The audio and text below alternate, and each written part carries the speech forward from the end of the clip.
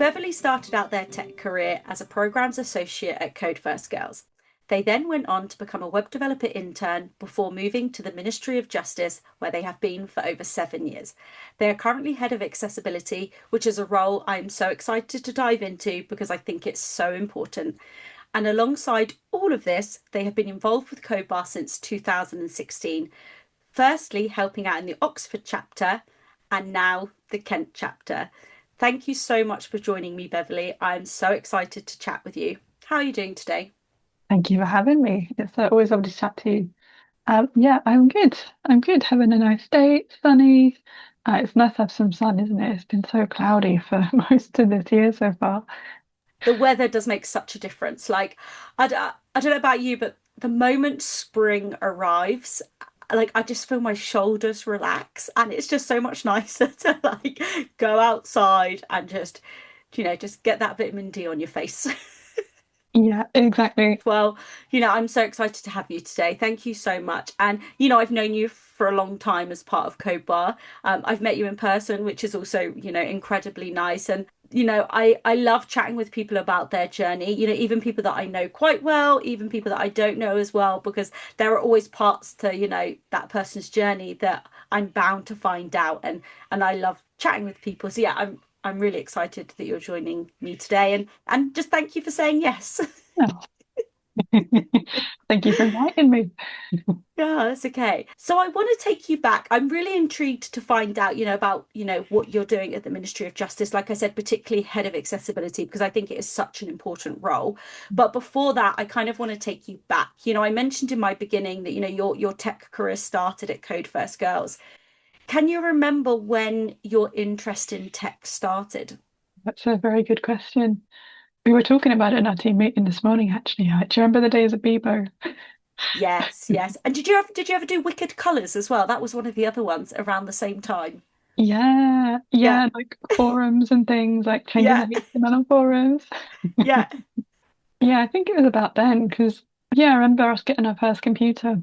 I think when I was in year five, and that being a whole thing where like the maths teacher came out to like set the computer up because none of us knew how to do it. And yeah, just being really interested in it back then. It was very different back then, wasn't it? But yeah, I think back then, I think as then, so I lived on a farm growing up. I didn't have any neighbours. So yeah, in the evenings, that's how I talked to friends. Was it the old dial-up internet as well? Because I remember having that at home where, there was one home computer and I must have been maybe 8 or 9. I think I was quite late to get a computer. And then, there'd be the dial-up internet and my mum would be like, you've got half an hour and then I need the phone back just in case anyone rings. Yeah, I was allowed half an hour before 6 p.m. because before 6 p.m. it costs 4p, I think, per minute or per hour, probably per Yeah. minute. Then after that, it went down to 1.5p per unit.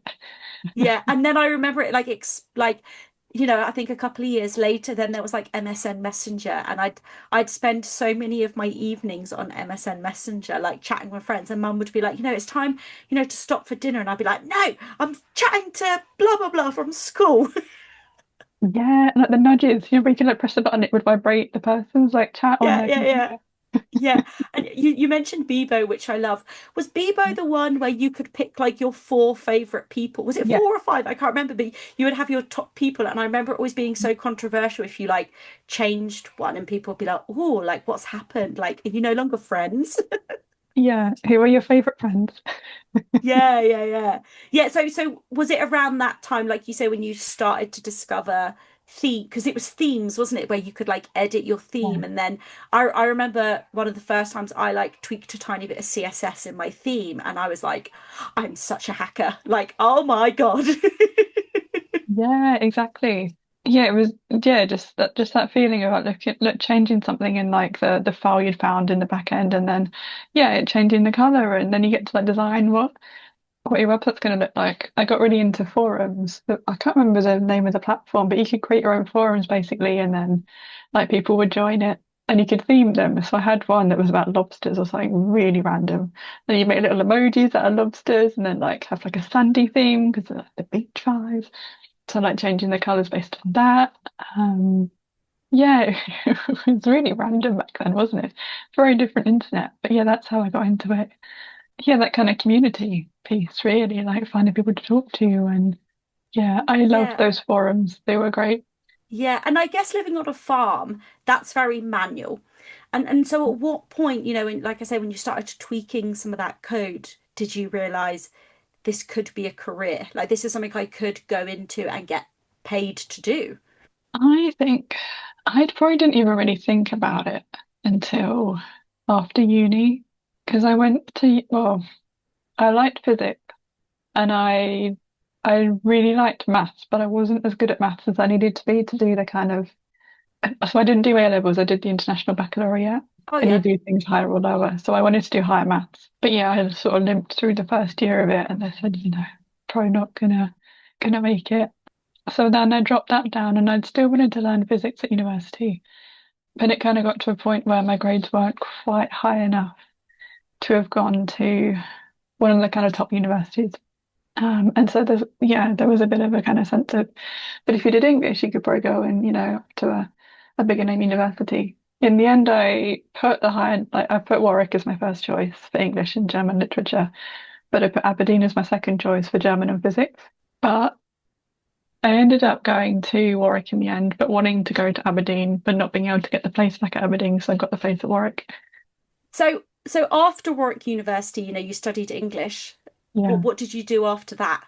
Yeah, so after that, whilst I was studying English, I did a year abroad in Vienna. And on that year abroad, I was a teaching assistant. And it's kind of funny, like, we all had this kind of idea from our own schools here in the UK that being a teaching assistant meant, you'd go into a class, take out a handful of students, talk to them in your own language, then they'd go back. So we had a French assistant who'd come in, we'd sit and chat with her for like an hour. We got to Austria and they put us on this residential 3 or 4 day thing to kind of get us settled in. And on that, they were like, right, here's how you write lesson plans. And we were like, what do you mean? What do you mean here's how you write lesson plans? Turns out in Austria it meant like, or in that scheme that we were on, it meant that you would go and teach classes for 13 hours a week. Learned quite quickly, it's not my forte teaching. It's not my jam. I'm not very good at it. So yeah, kind of left that year abroad being like, maybe teaching is not a career for me. And if I'm not going to be a teacher, what am I going to do with my English degree? Yeah, Um, okay. what work did at the end of the degree was they had this internship scheme where they had loads of different internships you could apply to. So they had a couple of them. I think one was in Birmingham Hospital, another one was at Code First Girls, and I applied to and got the Code First Girls one, which yeah was life changing. Really, I spent 7 months with them in the end, and yeah, completely changed the trajectory of what I did. Really, it was great. And I've heard lots of amazing things about Code First Girls, the courses that they run and stuff. So yeah, it's really amazing that, you got that opportunity that, like you said, it did change your life. And then, now you're at the Ministry of Justice. How did that transition happen from, Code First Girls to Ministry of Justice? So I was at Code First Girls for about 7 months. Whilst I was working there, another internship came up at a company called Zooniverse in Oxford. I loved Zooniverse. Honestly, I cried so much when I had to leave. It was embarrassing. Oh, Like, it was so embarrassing. Like, oh, I was sat on like at my desk, and every time somebody left the office, they'd be like, "Well, I'm going. Bye. Good to see you." I just start crying again. I spent the whole day crying. Like, I really loved that role. They were such a nice team. And they basically paid me for 3 months to teach myself really and look at what I could do on their code base. They're a really cool company. They're a non-profit who sit within the university and they build the world's largest citizen science platform. So really, really cool. And they've recently done I'm going to get the name wrong, a neurodiversity and citizen science working group that I was part of, which is, yeah, some really interesting research into best practice in that field. But yeah, they were really great. So I spent, I think, 3 to 6 months with them in the end. It was a while ago now, about 10 years ago. And then I got another internship as a front end developer at Oxford Computer Consultants, which is a consultancy in Oxford. And then I spent, I think, 2 years with them. And then whilst I was there, I got invited to speak at the lead developer.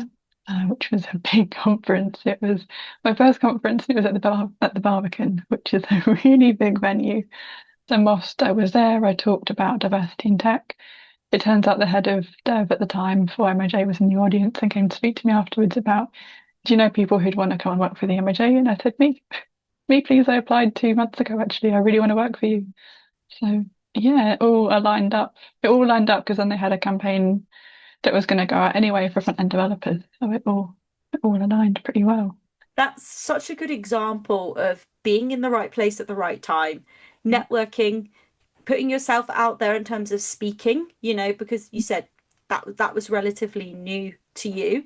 So that's such a wonderful story of all of those things just aligning perfectly that, 7.5 years later, you're still there.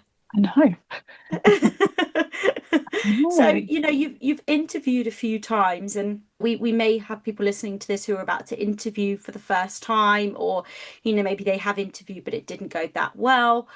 I think interviewing in tech is so unique, it's so different to lots of other industries. Can you talk me through what the interview processes were like for these different companies and, maybe how they varied? Yeah, that's a really good question.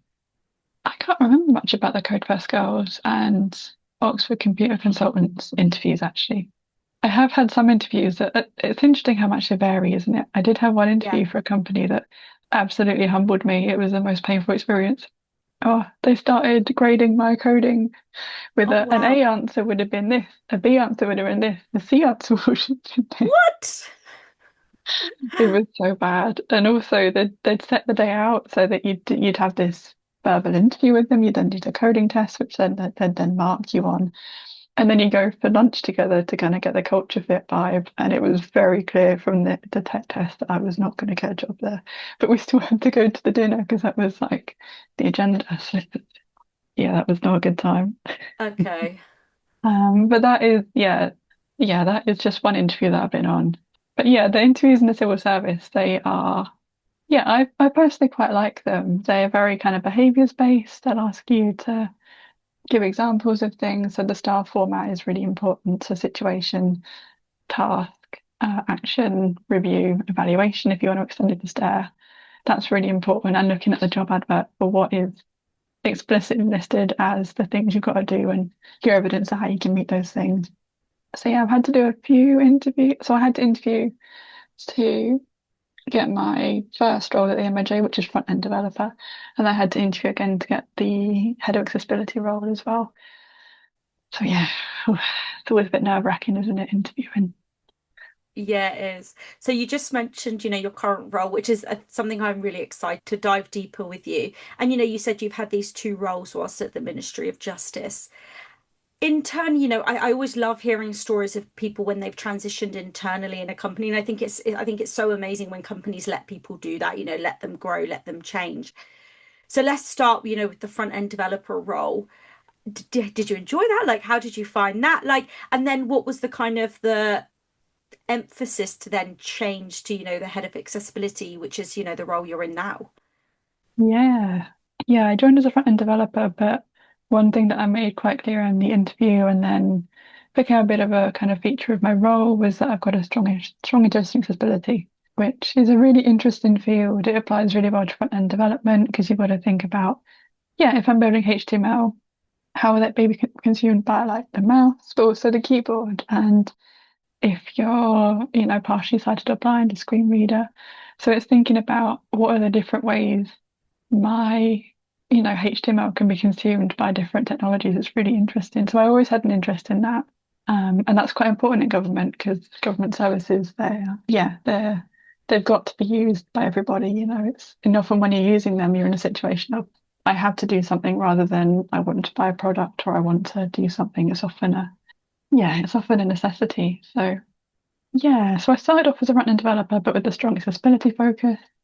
There were no accessibility people there full time, so that part of my role grew in scope so quite quickly. I then got put onto a temporary placement to work on it full time for 6 months, then returned back to being a front-end developer after the end of that project.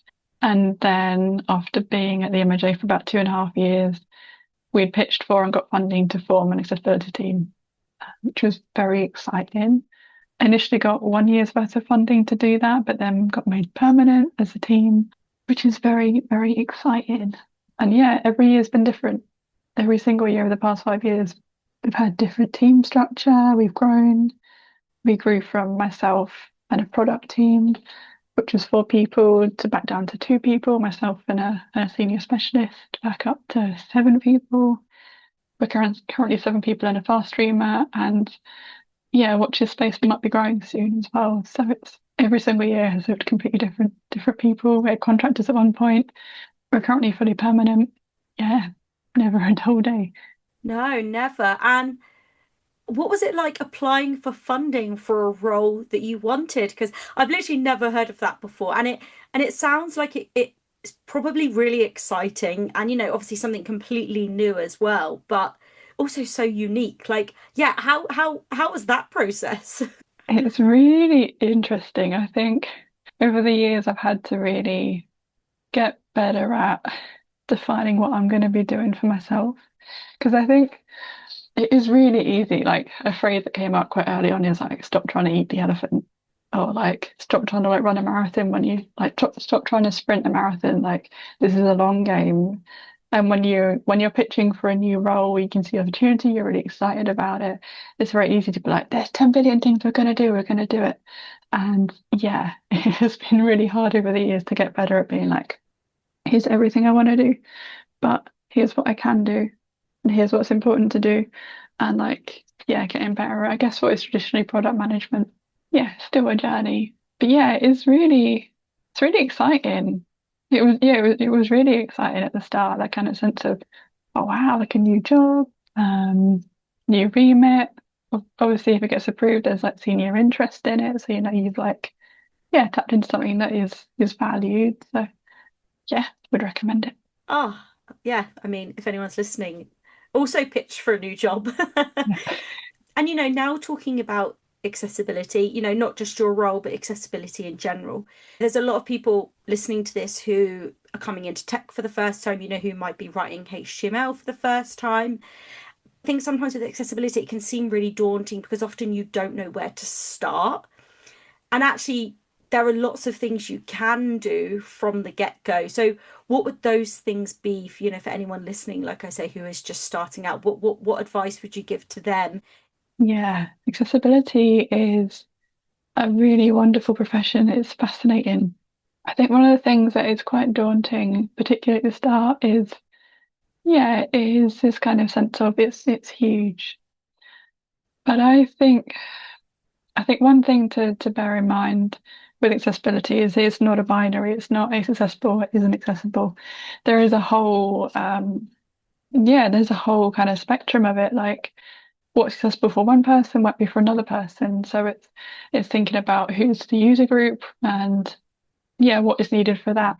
Having said that, WCAG or the Web Content Accessibility Guidelines are a granted not particularly beginner friendly framework, but it attempts to standardize some of the things to think about. So that is worth looking at.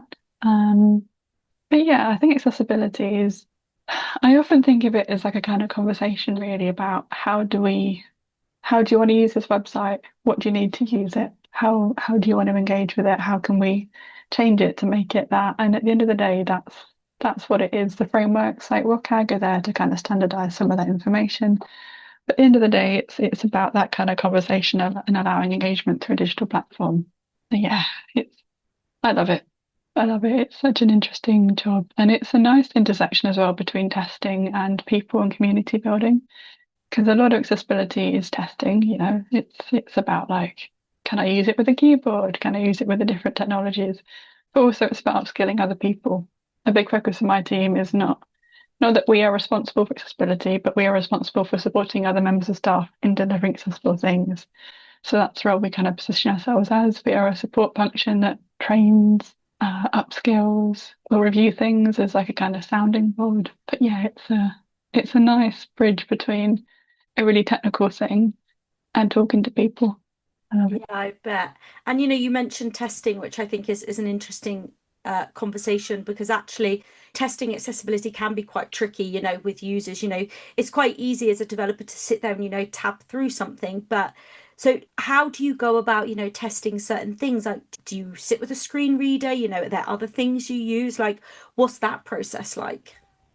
Yeah, I think there is a bit of a barrier to entry to some of the accessibility testing that it can feel like you kind of hit those barriers quite soon in the sense of some of the most common assistive technologies are not free. So JAWS is very expensive. It costs in the region of about £1,000. It used to be about £1,000. I'm a little bit rusty on that because we have a mechanism for buying it internally, so I don't see the costing anymore of it, but it used to be very expensive. Dragon is a voice recognition tool, a voice control tool, but again, that's not free. So that can be a bit of an initial, oh, okay, that can be hard to get access to some of those tools. And I think it's important to acknowledge that it is tricky to get access to those things, and when you acknowledge that things are hard, you can then start to kind of navigate around it. So it might be that actually you can't get Dragon, but on Windows, there might be an alternative tool that comes with the device. There are definitely inbuilt screen readers, inbuilt voice control tools on devices. Like Mac has got VoiceOver, which is a screen reader. It won't be the same as some of those technologies, but I think they can pick out themes. It is really nice to be part of an accessibility team as well. Obviously biased because I run one, but you can then bounce ideas off of people, and there's lots of different angles to it as well. Like we have some people in my team who specialize in documents, so Word, PowerPoint, Excel. Some people who specialize in the web, and we all get to learn things from each other and bounce ideas around. That sounds really cool. And you mentioned the voiceover. The iPhone has a really good like voiceover bit as well. I remember being in part of a team and building React Native, and my role was doing a load of the like implementation of the accessibility, particularly the voiceover stuff, because you could, you had to with React Native like write in the commands of what you wanted the voiceover to say. So it was quite a manual task. At least it was 5 years ago when I remember doing this task. And I know I've had it before where you, as a developer, you get given these set of tickets, you have to build the thing, but often allowing time to say implement some of this accessibility stuff can be quite tricky, and it's often not the priority. So they'll say, oh, sorry, we don't have time for this yet. If you were in that situation, what would your argument be to say, like, no, this has to be important and we have to prioritize this? And or even, and even going as far as saying we're not launching until this is done, like we're not launching this product. But you said you've got buy-in from people higher up, which makes it so much easier. But what would you do if you were in the situation where you didn't have that buy-in and you had to persuade them? Yeah, it's a really interesting question. In the public sector, we have law in place that means that if you publish anything that's inaccessible, you are breaking the law, and that is a pretty good stick to have in That's the very, open. yeah, that's a very strong stick. Yeah, but that is specific to the public sector. There is a new European Act that's come out around accessibility. I should know the name off the top of my head. I can't remember it, but it's come out, which has basically meant that it applies to people selling products. So there is legislation coming out in the private sector too. So that is another thing to kind of factor in. So yeah, that's if you want to come at it from the risk angle, because one route you could take is saying, okay, if you're going to take this approach, then yeah, there is a risk involved. Who is going to sign off on that risk? Because somebody needs to accept the risk, and it needs to be somebody senior. So that's a route that we, can take in the more hardline situations. I think often though, what we try and do is appeal to the curiosity of developers. So how can we make it into an interesting problem to solve? How can we communicate this is the impact, but we can mitigate the impact by looking at different things. So we don't really in my team write code as such. We support other people in correcting it or writing it from the start, and then like coaching them in it. So yeah, Yeah, it's developers do like to problem solve. You just said it like, so actually I like that, approaching it from that angle, which is, like you said, the problem and also the impact. I think yeah, I like that, really like that of like, actually, this is the impact that you're going to have if we do this, rather than, yeah, this is the legal side who wants to yeah, sign off on the risk. It's a much yeah, softer approach. yeah. You kind of got like it's a journey as well. Like some people might not even realize that what they built is inaccessible, and yeah, it's taking you on that journey to being kind of conscious about something that But using that kind of conscious versus competency model of, you start off unconsciously incompetent, then you become conscious of that you're incompetent.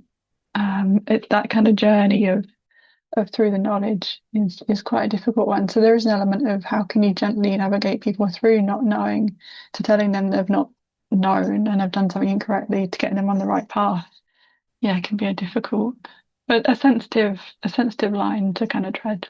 I think color is an interesting angle as well because I've been in a team before. I won't mention the company, but we basically one of our developers was colorblind. And I know Right. colorblind comes in so many variations, so I Yeah. can't remember what his one was. But basically, we got handed a design, and it was some color gradient thing that was meant to tell the user something. Mm. And he was like, that's just a grayscale for me. Or it was like, it wasn't. And he was like, we can't release this. And they were like, what do you mean? And he was like, this is what it's like for me. And it ended up being this really wonderful collaboration actually between Mm. him, and he was our lead dev, but they didn't know that he had that. And actually, he ended up collaborating with the designers so much. And it was really nice because they were willing to take on all his feedback because they were like, we want to make this accessible as well. And it was actually such a wonderful example of, how that collaboration is so key, but also the testing. Yeah. I think back now of like, had I built that thing, actually how Mm. many people could it have impacted?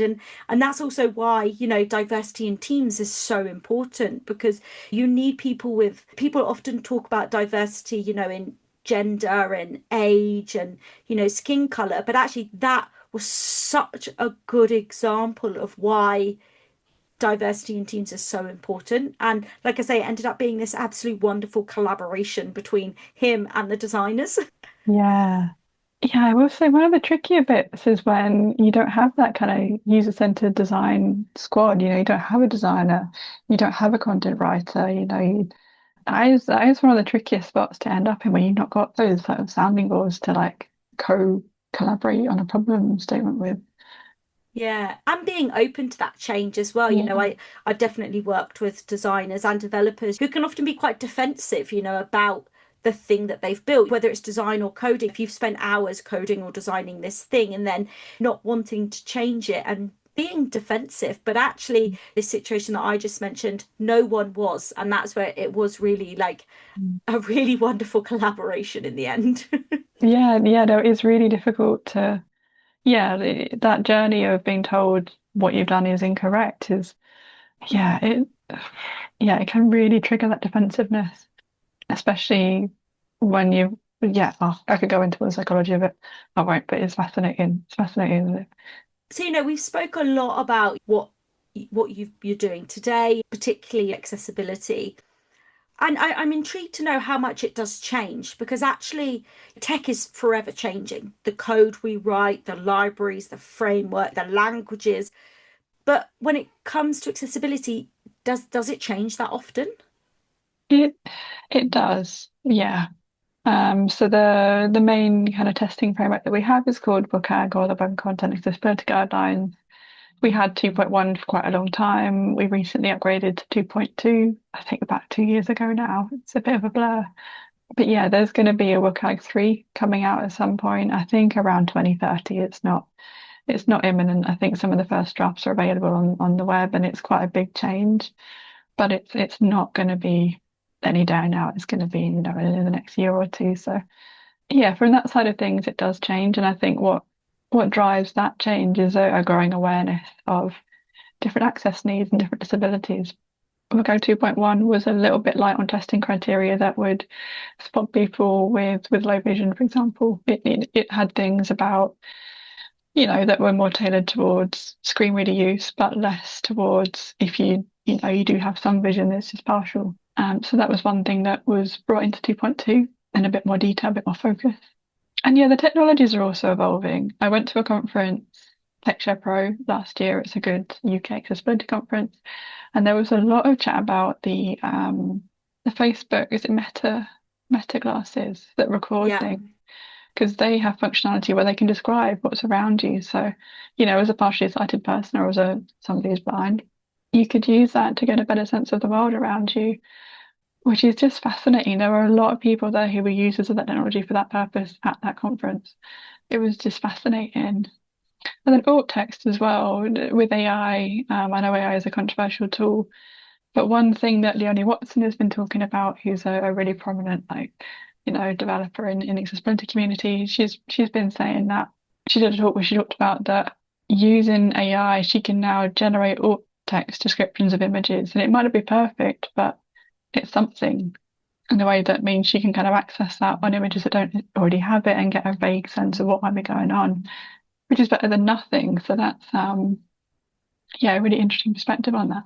And I've seen Leonie talk, I want to say 2 or 3 times, and she's an amazing speaker actually. Yeah.